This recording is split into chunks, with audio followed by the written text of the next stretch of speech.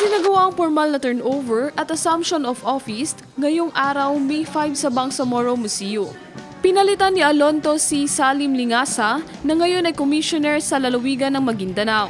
Sa seremonya ay dinaluhan ng ilang kilalang personalidad sa Bangsamoro, kabilang sina dating Congressman Attorney Michael Mastura, BTA Deputy Speaker Ishak Mastura, gayon din ang iba pang matataas na opisyal ng BARM government. Sa kanyang panunumpa, binigyan din ni Alonto ang kahalagahan ng pagpapatuloy at pagpapalakas ng mga programa para sa pangangalaga ng kultura at pamana ng Bangsamoro. Very important again, I reiterate,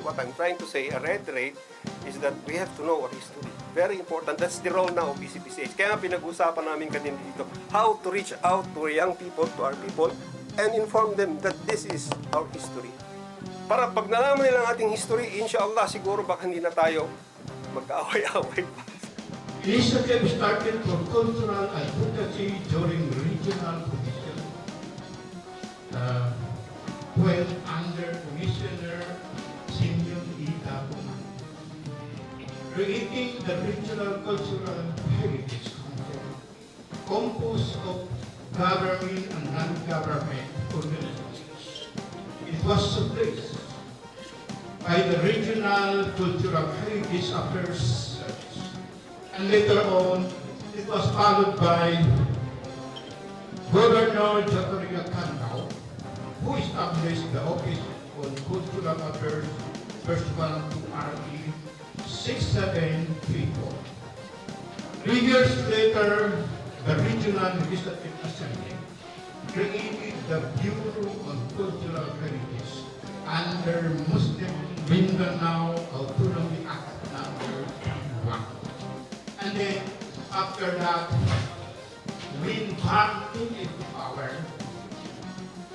the transition of ARM into BARM, BCPCS was created under the Bangsamoro Organic Law, BOL, and has been in full operation as of June 2002.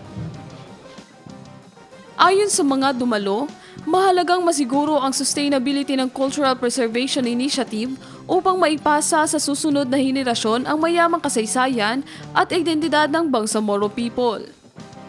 So dito po natin nakikita yung diversity ng ating kultura, ng ating mga tao, and yet nagkakaisa sila sa layunin na yung ating kultura ay ma-preserve.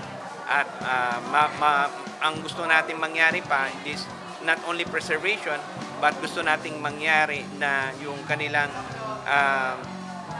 innovations, no, ay maging tawag nila cultural products, no, yung ating mga kultura maging part ng ating economy, no, kasi ang kailangan ng ating mga mamamayan is yung trabaho, yung jobs, at the only way na magkaroon tayo ng yung sawag nilang comparative at competitive advantage is if we translate our cultural products into the marketplace.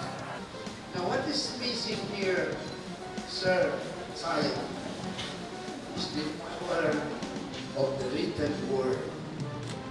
Now, Ustad Salim is not very adept at that, but in coordinating, in reaching out to other people, he's very good. He was very good during the negotiation for 17 years, including his wife in his house, and as translator from English or Mindanao also to Malay, because he is adept at languages.